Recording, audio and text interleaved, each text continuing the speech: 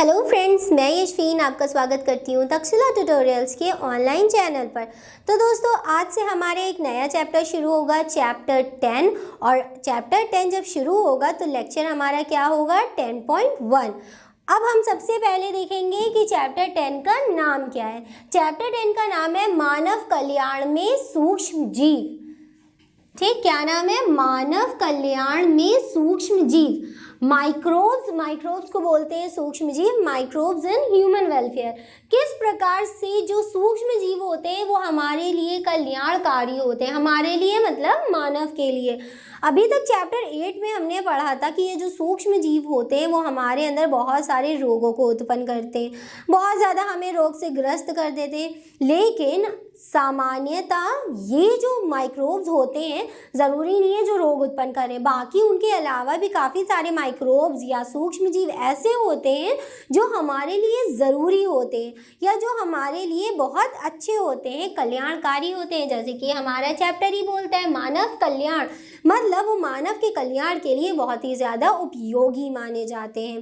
तो दोस्तों, जिस तरीके से हमने चैप्टर 8 में पढ़ा था कि हमको इस सूक्ष्म जीव से कौन कौन सी बीमारी हो जाती है, जैसे कि हमने आपको बताया था, कौन सा बताए कि हमने आपको बताया था प्लाज्मोडियम, वुचेरिया बैनक्राफ्टी, ये सब ऐसे सूक्ष्म जीव थे जो कि मनुष्य के अंदर रोग उत्पन्न कर रहे थे।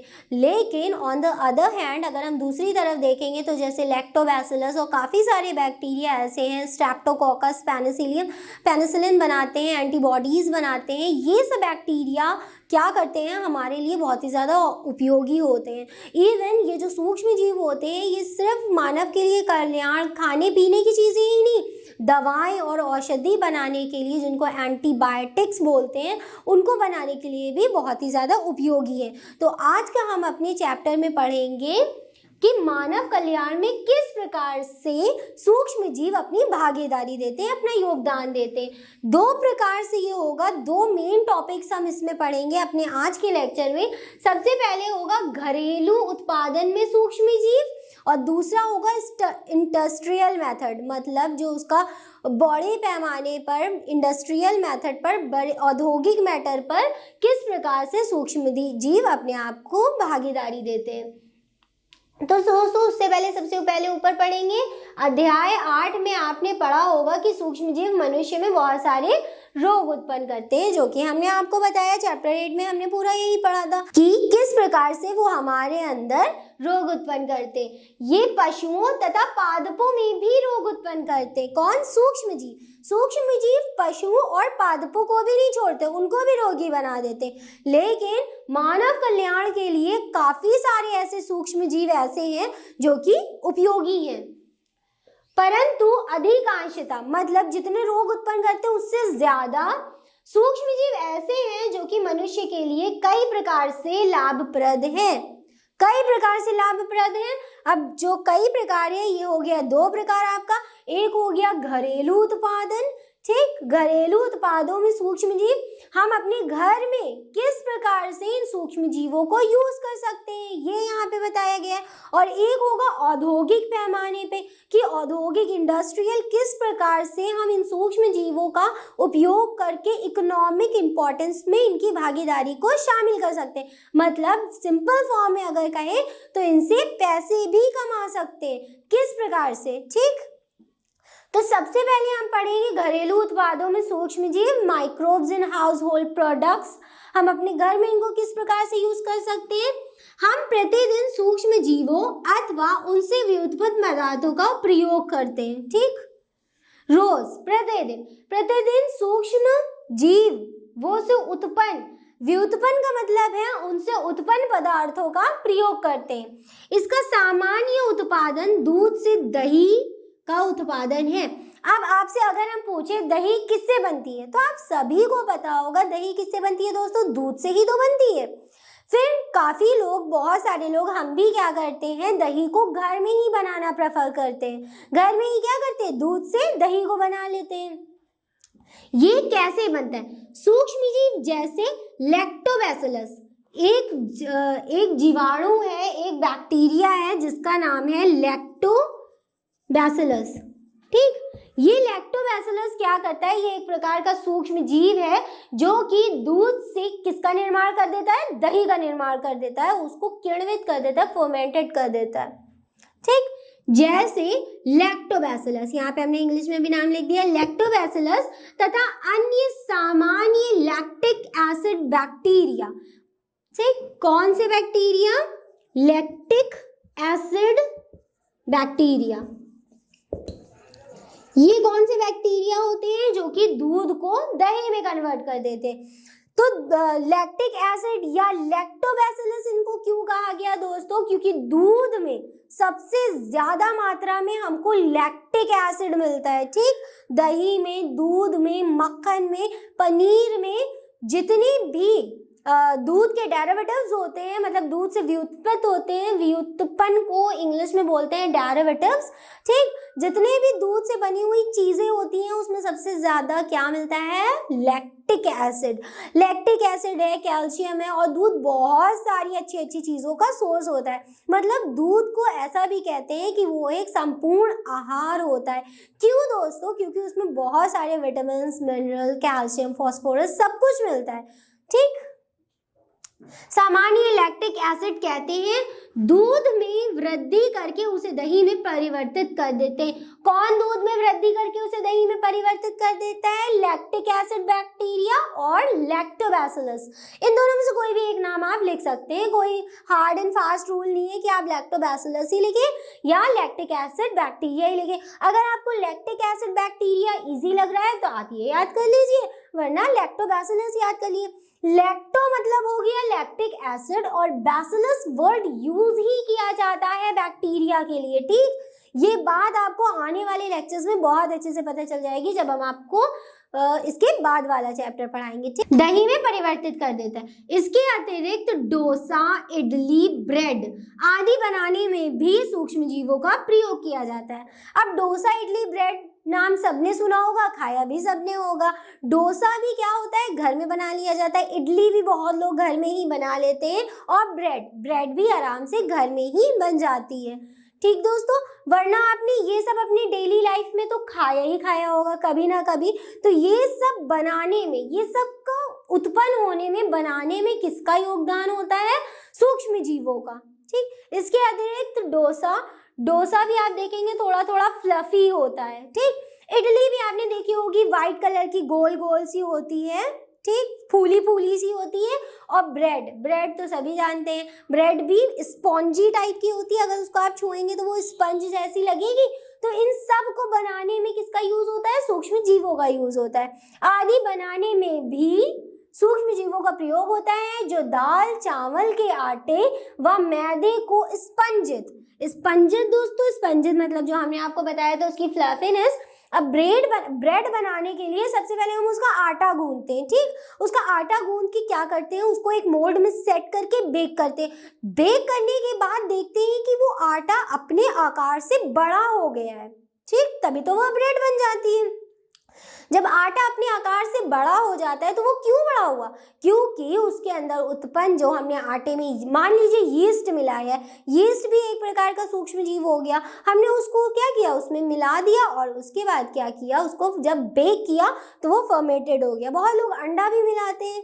ठीक, लेकिन यहाँ पे हम बात करेंगे सूक्ष्म जीवों की, तो हम अंडे को किनारे कर देंगे। चावल का आटा, दाल, चावल के आटे के क्या बनता है, डोसा बनता है। ठीक, चावल को पीस के उसको फिर बनाते हैं। चावल का आटा व मैदे से क्या बनती है, ब्रेड बनती है। ब्रेड है, बन है, केक है। ये सब केक भी जब आप काटते हैं इतना स्पंजी होता है, तो क्यों होता है, क्योंकि उसके अंदर क्या सूक्ष्म जीवों का उपयोग करके उसको स्पंजित किया गया, उसको फुलाया गया है। मैदा स्पंजित कर देता है। तो ये था हमारा हाउस होल्ड प्रोडक्ट्स जो हम अपने घर में बना सकते हैं, किसका यूज करके, सूक्ष्म जीवों का यूज करके। बहुत सारे सूक्ष्म जीव होते हैं, लैक्टोबैसिलस होते हैं, यीस्ट भी होता है, यीस्ट खमीर जिसको बोलते हैं, खमीर डाला जाता है वो तुरंत फूल जाता है। ठीक, भिगो के खमीर डाला जाता है। तो दोस्तों ये सब क्या थे, सूक्ष्म जीव थे जो हम अपने डेली बेसिस पे अपने घरेलू में यूज करते हैं। अब हम इसके बाद बढ़ेंगे अपने दूसरे वाले पॉइंट पे। पहला पॉइंट तो मेन पॉइंट ये था, ठीक, घरेलू उत्पादन में सूक्ष्म जीव। हमने घर में क्या किया, सूक्ष्म जीव का उत्पादन करके डोसा बना लिया, इडली बना ली, ब्रेड बना ली, दूध से दही बना ली, और जो भी आप बनाना चाहें आप सब कुछ बना सकते हैं, ठीक, घरेलू उत्पादन में। लेकिन अब हम दूसरे पॉइंट की तरफ अपने बढ़ेंगे जो कि है इंडस्ट्रियल मेथड, ठीक, माइक्रोब्स इन इंडस्ट्रियल मेथड। उस पॉइंट को भी बहुत अच्छे से देखेंगे, उसमें भी काफी छोटे छोटे सब पॉइंट्स आएंगे जिनको हम क्लियर करेंगे। तो चलिए दोस्तों अब बढ़ते हैं अपने नेक्स्ट टॉपिक की तरफ। तो दोस्तों अब देखते हैं कि औद्योगिक मतलब इंडस्ट्रियल प्रोडक्ट के लिए जो सूक्ष्म जीव होते हैं वो किस प्रकार से लाभप्रद होते हैं। औद्योगिक उत्पादन में सूक्ष्म जीव का अब योगदान किसमें होगा, औद्योगिक उत्पादों में, जो कि इंडस्ट्रियल प्रोडक्ट्स बनाए जाते हैं। औद्योगिक क्षेत्र में भी सूक्ष्म जीव का प्रयोग बहुतायत किया जाता है। मादक पेय तथा प्रतिजैविक, ठीक, एंटीबायोटिक्स इसके कुछ उदाहरण हैं। मादक पेय मतलब कि बीवरेज, मतलब कि जो पीने योग्य हो। मादक पेय तथा प्रतिजैविक इसके कुछ उदाहरण हैं। अब सबसे पहला इसका उदाहरण हम पढ़ेंगे किण्वित पेय मतलब फर्मेंटेड बीवरेज। फर्मेंटेड बीवरेज जो होते हैं वो किण्वित होते हैं, जैसे कि हमने आपको बताया किण्वन की एक प्रक्रिया होती है, उसके अंदर यीस्ट डालते हैं जिसकी वजह से खमीर उत्पन्न होता है।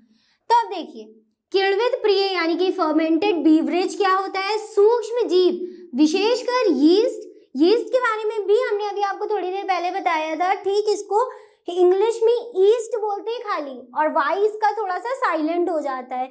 यीस्ट या ईस्ट का प्रयोग प्राचीन काल से वाइन, बियर, विस्की, ब्रांडी या रम जैसे पेय पदार्थ उत्पन्न करने में किया जाता है, ठीक। यीस्ट का उपयोग किसमें किया जाता है, फर्मेंटेड बीवरेज बनाने में। ये फर्मेंटेड बीवरेज क्या होते हैं, किण्वित पेय क्या होते हैं, वाइन, बियर, विस्की, ब्रांडी या रम जैसे पेय पदार्थ उत्पादन करने में किया जाता है। ये होता है इंडस्ट्रियल मेथड पे। क्या ये आप घर में बना सकते हैं, नहीं ना, और बनाइएगा भी नहीं, ये सब घर में नहीं बना सकते, इसीलिए इसका उपयोग कहाँ होता है, इंडस्ट्रियल मेथड पे होता है। दूसरा है प्रतिजैविक जिनको एंटीबायोटिक्स कहते हैं। इसका एक एग्जाम्पल, बहुत फेमस एग्जाम्पल है पेनिसिलिन, ठीक, पेनिसिलियम नोटेटम के उससे नाम के बैक्टीरिया से, नाम के मोल्ड से ये बनता है। अब बताते हैं कि एंटीबायोटिक्स क्या होती है। ये होती है औषधि, ये तो सबको पता है, औषधि मतलब it is a one type of a medicine है ये। यह मानव समाज के कल्याण के लिए एक बहुत बड़ी उपलब्धि मानी जाती है। 20वीं शताब्दी में ही इसका क्या हुआ था, उद्घाटन हुआ था, एक प्रकार से खोज, उद्घाटन नहीं, खोज, ठीक। यह मानव समाज के कल्याण के लिए एक बहुत बड़ी उपलब्धि मानी जाती है जो कि 20वीं शताब्दी में खोज हुई। प्रतिजैविक एक प्रकार का रासायनिक पदार्थ है, it is chemical product, chemical चीज है ये, जिसका निर्माण कुछ सूक्ष्म जीवियों द्वारा होता है। मतलब बहुत सारे माइक्रोब ऐसे होते हैं जिनकी वजह से क्या होता है, इसका निर्माण किया जाता है। अब देखते हैं आगे क्या लिखा है। प्रतिजैविक अन्य हानिकारक सूक्ष्म जीवों को मंद अथवा उन्हें मार सकता है। अब देखिए हमने आपको शुरुआत में ही बताया था सूक्ष्म जीव क्या करते हैं, हमारे अंदर रोग उत्पन्न करते हैं, मगर सारे सूक्ष्म जीव ऐसे नहीं होते। तो जो हमारे अंदर रोग उत्पन्न करते हैं ये उनसे लड़ लेते हैं, और उनसे लड़ने के बाद उनको मार भी देते हैं, उनको मंद कर देते हैं। मंद मतलब धीमा हो जाता है, और उन्हें मार देते हैं, खत्म कर देते हैं, जिससे रोग खत्म हो जाता है, ठीक दोस्तों। जैसे कि एक बहुत अच्छा उदाहरण है इसका पेनिसिलिन। अलेक्जेंडर फ्लेमिंग नाम के एक वैज्ञानिक ने पेनिसिलिन की खोज करी थी। वो ऐसे ही नॉर्मल एक प्लेट पे वर्क कर रहे थे, तो उन्होंने देखा कि स्ट्रेप्टोकोकस नाम का एक बैक्टीरिया को क्या कर रहा था, पेनिसिलिन मार रहा था। पेनिसिलिन उसके प्रभाव को निष्प्रभावित कर रहा था। पेनिसिलिन खुद एक क्या होता है, मोल्ड होता है, ठीक। तो ये क्या काम कर रहा था, उसके पदार्थ को पूरी तरीके से निष्प्रभाव कर रहा था। तो उन्होंने फिर इसके ऊपर और रिसर्च करी, और पेनिसिलियम नोटेटम नाम के एक मोल्ड से पेनिसिलिन नाम की एक एंटीबायोटिक, एक औषधि एंटीबायोटिक क्रिएट करी, ठीक। तो ये इसके पीछे की हिस्ट्री थी कि पेनिसिलिन कैसे बनी, ठीक। पेनिसिलिन पूछा जाता है कि पेनिसिलिन को किस वैज्ञानिक ने बनाया था, तो पेनिसिलिन बनाया था अलेक्जेंडर फ्लेमिंग ने, ठीक। अलेक्जेंडर फ्लेमिंग ने बनाया था।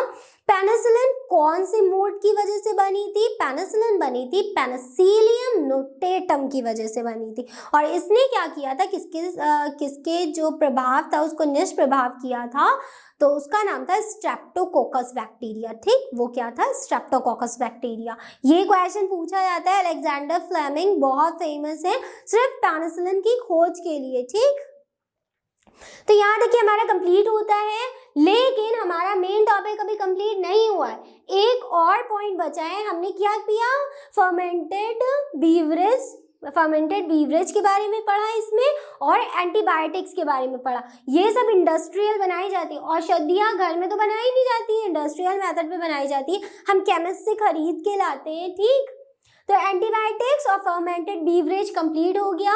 अब इसका एक और पॉइंट बचता है, जिसके बाद हमारा लेक्चर कंप्लीट हो जाएगा। तो चलिए दोस्तों देखते हैं वो कौन सा टॉपिक है। तो दोस्तों अब हमें लास्ट वाला एक और पढ़ना है कि सूक्ष्म जीव किस प्रकार से रसायन, एंजाइम तथा अन्य जैव सक्रिय उत्पादन बनाने में अपना योगदान देते हैं।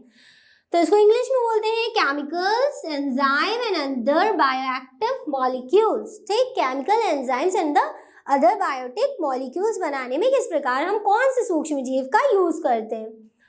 कुछ विशेष प्रकार के रसायनों जैसे कार्बनिक अम्ल, ठीक, इसको कार्बनिक एसिड बोलते हैं, अल्कोहल तथा एंजाइम आदि के व्यावसायिक तथा औद्योगिक उत्पादन में सूक्ष्म जीवों का बड़े पैमाने पर प्रयोग किया जाता है। क्या क्या बनाने में?